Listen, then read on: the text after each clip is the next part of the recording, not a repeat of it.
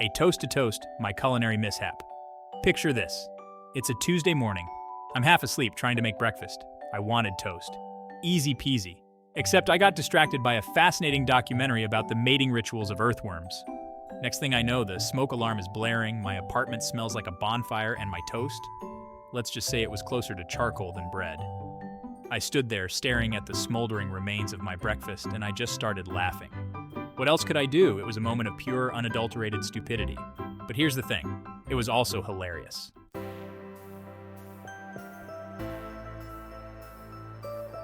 From burnt bread to brilliance, finding the upside. That burnt toast incident, it was a turning point.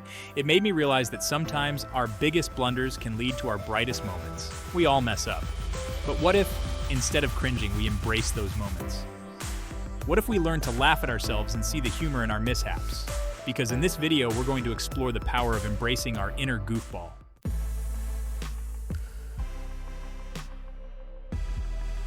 Dumb and proud, it's not what you think.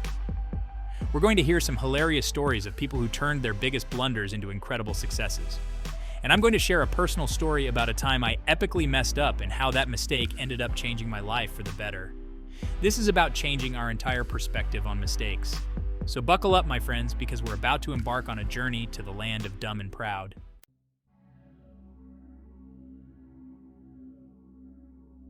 The pressure to be perfect. Let's face it, we live in a world obsessed with intelligence. From a young age, we're taught that being smart is the key to success. Good grades, prestigious universities, high-paying jobs, they're all linked to this idea of being intellectually superior. But the problem is, this relentless pursuit of smartness can be downright suffocating. How many times have you held back from asking a question because you were afraid of sounding dumb? How often do you pretend to know something you don't, just to avoid looking clueless? We scroll through social media, bombarded with images of seemingly perfect lives and brilliant minds, and we can't help but feel inadequate. It's this fear of judgment, this pressure to conform to societal expectations, that keeps us trapped in a perpetual cycle of self-doubt and insecurity.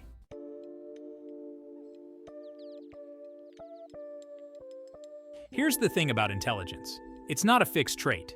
Intelligence is fluid. It's malleable. It's something you cultivate over time through experience, through curiosity, and yes, even through mistakes. We often see intelligence portrayed as this effortless thing, like those kids in school who aced every test without even trying, or those entrepreneurs who seem to effortlessly churn out one successful business after another. The truth is, behind every seemingly effortless display of intelligence is a whole lot of hard work, dedication, and yes, even a few embarrassing blunders along the way.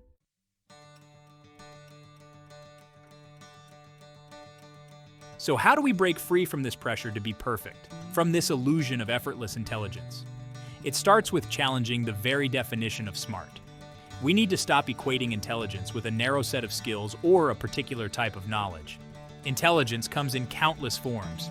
It's about being adaptable, resourceful, and open to new ideas. It's about embracing our curiosity, asking questions, and being willing to learn from anyone and everyone, regardless of their perceived intelligence. Let's create a culture where it's okay to not have all the answers, where vulnerability is seen as strength, and where the pursuit of knowledge is driven by curiosity and a genuine desire to learn.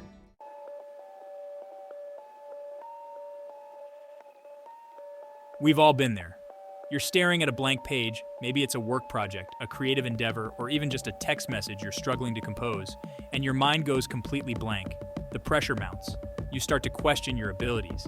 The fear of appearing stupid can be paralyzing. It keeps us stuck in our comfort zones, afraid to take risks or try new things. We avoid challenges because what if we fail? What if everyone sees how unintelligent we truly are? But here's the thing, everyone feels this way sometimes.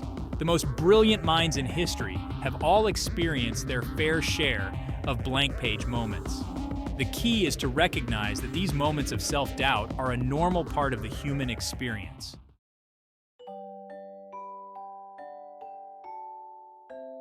Speaking of relatable struggles, let's talk about the dreaded reply all email fiasco. You know, the one you accidentally hit reply all on an email thread you were supposed to keep private? And suddenly your innermost thoughts, or worse, an unflattering comment about your boss, are blasted out to the entire company. Talk about a moment of pure, unadulterated panic. You want to crawl under your desk and disappear. It's a social nightmare come true. And yet, as mortifying as these situations can be, they also have a strange way of reminding us that we're all human. We all make mistakes, sometimes hilarious ones, and that's okay.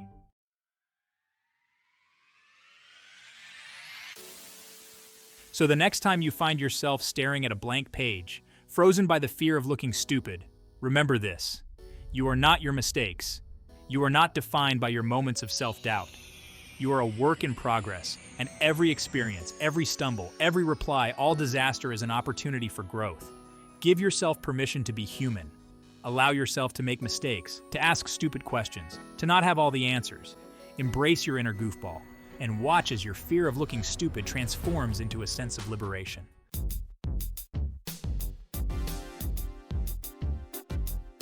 Let's talk about unexpected triumphs that emerge from colossal blunders.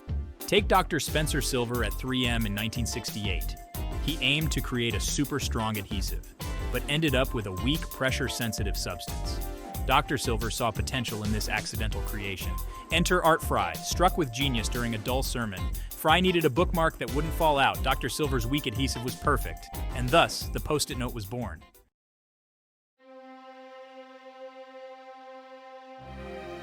The aha moment of a fashion faux pas. Now, let's shift gears from the world of sticky notes to the glamorous realm of fashion. Take, for instance, the iconic fashion designer Vivienne Westwood. Known for her rebellious spirit and avant-garde designs, Westwood has never been one to shy away from pushing boundaries. Picture this. It's the 1980s, and Westwood is showcasing her latest collection. The models strut down the runway, sporting bold, deconstructed garments, when suddenly disaster strikes. A model trips, her perfectly styled outfit unraveling in the process. But Westwood, ever the visionary, doesn't flinch. She sees not a disaster, but an opportunity. The accidental unraveling of the garment reveals a new silhouette, an unexpected drape, a raw, unfinished beauty that captivates the audience.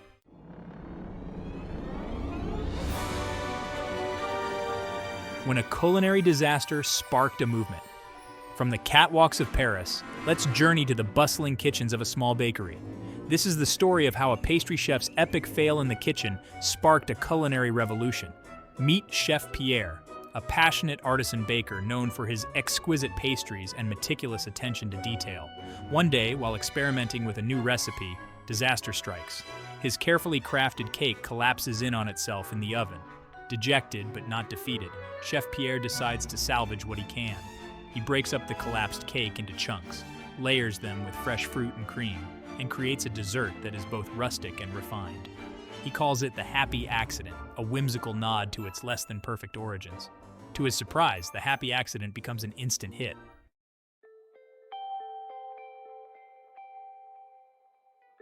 The tech glitch that launched 1,000 stars. Now let's venture into the fast-paced world of technology, where a seemingly small glitch in the system can have monumental consequences. This is the story of how one programmer's coding error inadvertently launched a global phenomenon. Imagine a young, ambitious programmer named Sarah, working tirelessly on a new social media platform. She's on the verge of a breakthrough, putting the finishing touches on a complex algorithm designed to connect users with similar interests. But in a moment of exhaustion-induced error, Sarah accidentally introduces a bug into the code. This bug, instead of connecting users with shared interests, randomly connects them with people from all walks of life. The random connection bug becomes the platform's most popular feature, fostering cross-cultural understanding and sparking countless friendships and collaborations across the globe.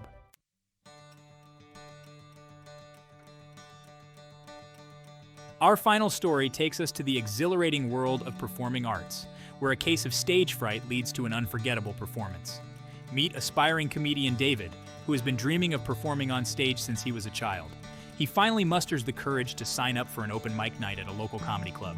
He spends weeks crafting the perfect set, rehearsing every joke, every pause, every facial expression. The night arrives, and David takes the stage, his heart pounding in his chest. But as he begins his set, a wave of stage fright washes over him. His mind goes blank. In a moment of desperation, David decides to abandon his prepared material altogether. He starts riffing, sharing awkward anecdotes from his own life. To his surprise, the audience erupts in laughter. David's vulnerability resonates with them, earning him a standing ovation and launching his career as a stand-up comedian.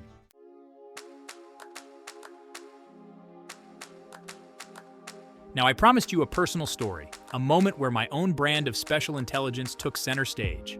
So let's rewind to my early days in the world of professional writing. I was a fresh-faced freelancer, eager to impress and determined to prove myself. I landed what I thought was my big break, a gig writing for a prestigious online publication. I poured my heart and soul into every article, meticulously crafting each sentence, or so I thought. Typos, those pesky little gremlins, have a way of sneaking into my work. And on this particular assignment, they decided to throw a full-blown typographical rave.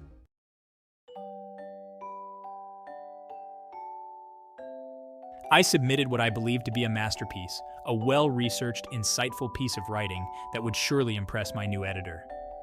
I hit send and leaned back in my chair, a smug smile of satisfaction spreading across my face. Minutes later, my phone buzzed. It was my editor, and he wasn't exactly singing my praises. "Trevor," he began, his voice a mixture of amusement and exasperation.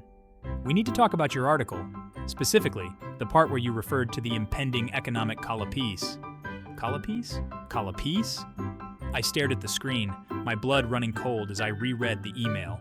Sure enough, there it was, in all its misspelled glory. Colapice, a word that, to my horror, did not actually exist. My stomach lurched. The earth tilted on its axis. I had sent an article riddled with typos to a prestigious online publication. My dreams of literary stardom flashed before my eyes, and they were misspelled.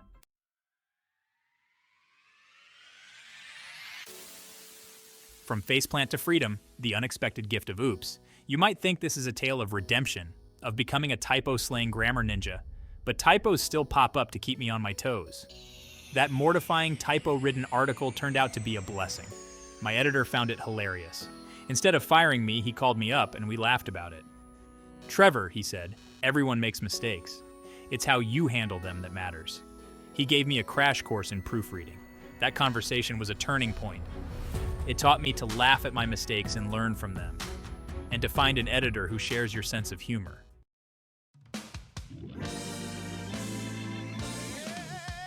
So we've journeyed through tales of burnt toast, accidental inventions, fashion faux pas, turned iconic trends, and my own personal saga of typographical terror. And through it all, one key theme has emerged: the power of embracing our mistakes.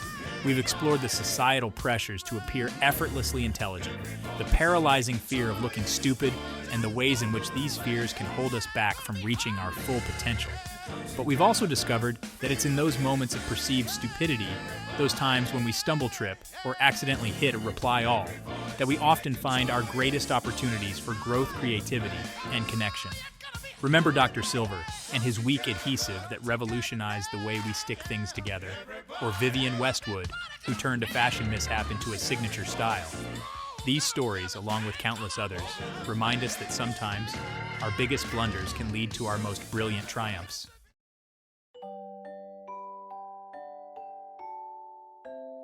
Now remember that special tip I promised? It's time to unveil the secret weapon in your quest to embrace your inner goofball and unlock the power of stupidity.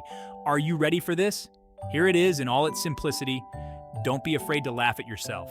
Seriously, it's that simple and it's that profound. When you can laugh at your own mistakes, you disarm them. You take away their power to make you feel small, ashamed, or inadequate.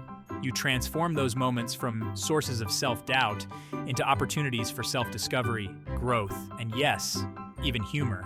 So, the next time you find yourself cringing over a blunder, remember those words. Don't be afraid to laugh at yourself.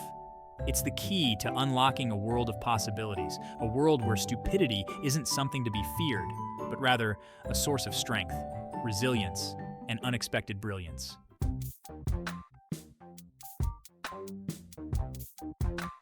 Now, it's your turn to embrace the power of stupidity. I want to hear about those moments when you tripped, face planted, or accidentally hit reply all.